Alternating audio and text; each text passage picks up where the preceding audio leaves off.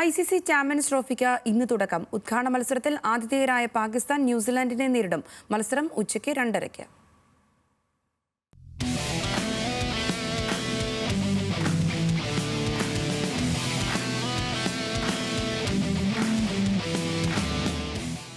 വർഷത്തെ ഇടവേളയ്ക്ക് ശേഷം വീണ്ടും ചാമ്പ്യൻസ് ട്രോഫി ആരവങ്ങൾക്ക് ഇന്ന് തുടക്കമാവുകയാണ്.